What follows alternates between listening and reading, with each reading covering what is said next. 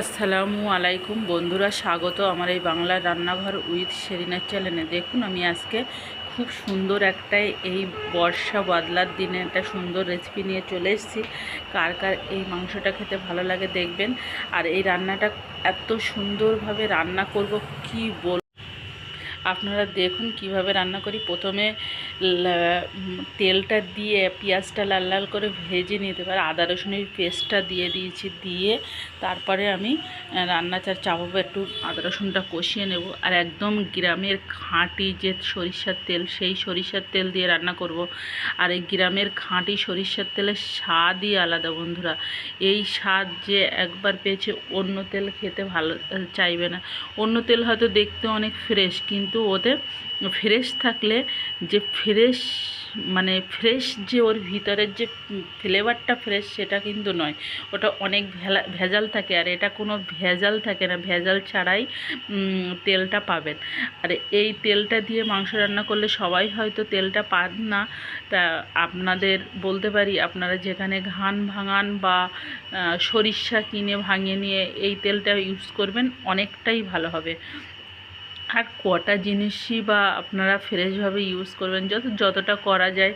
সব কিছুই তো ভেজাল এখনকার কোনো জিনিস যে খাঁটি পাবেন সেই না। আগেকার দিনে সমস্ত কিছুই খাঁটি ছিল, মানুষ খাঁটি ছিল, শাক সবজি থেকে মাছ মাংস থেকে সব কিছুই খাঁটি ছিল। এখন সমস্ত কিছু ভেজাল, মানুষও ভেজাল, সমস্ত রকমের যেগুলো আমরা খাদ্য খাচ্ছি সমস্ত কিছু ভেজাল। এই ভেজালের দিনে আমাদের এইভাবে যুদ্ধ করে, শরীরের সঙ্গে যুদ্ধ করে, মনের সঙ্গে যুদ্ধ করে আমাদের বেঁচে থাকতে হচ্ছে। এই যে আমরা যুদ্ধ করে বেঁচে আছি, এটাই অনেক। আগে বলেন, কোনো মানুষের মন খুলে হাসতো, মন খুলে কথা বলতো, মন খুলে মিশতো। এখন এই তিনটে তো কেউ করে না। কেউ যদি হাসে জোর করে, এবার যারা হাসে তাদের কি বলবো, কি হয়তো অনেকেই ভালো থাকে, অনেক মন খুলে হাসে, তো কিন্তু আমার চোখে তো পড়ে না। আমরা ছোটোবেলায় যেভাবে কাটিয়েছি, মন খুলে খেলাধুলো করতাম, হাসতাম, গল্প করতাম। এখন তো আমার জীবনটা একদম মন খুলে হাসার মতন পরিস্থিতি আমার নেই। আর মানুষের সঙ্গে যে আগে আগে যেরকম মানুষ গল্প করতো, আগেকার দাদিরা গল্প করতো, আমরা ছোটোবেলায় অনেক, এই তুই একটা গল্প বল, আমি একটা গল্প বলি, সবাই গল্প বলে বলে দিন কাটাতো। বাকি সময়টুকু খেলাধুলো করে দিন কাটাতো। এখন এই যে আমার হাতে আছে, যেটা নিয়ে আমি ভিডিওটা তৈরি করছি, এটা নিয়েই সময় কেটে যায়। আর বাকিটা সংসারের কাজ। আর তারপরে যেটুকু সময় পাই, নিজের কতটুকু সময় দিতে পারি জানি না, কিন্তু টেনশান আর নিজের পরিচর্যা কিছুটা থাকে, এইভাবে সময়টা চলে যায়।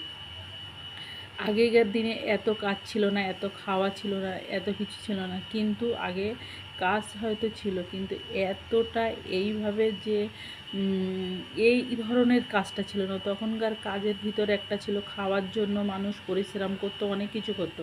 আর এখন মানুষের টাকার চাহিদা, টাকার জন্য মানুষ কী না করছে, সমস্ত কিছু করছে টাকার জন্য।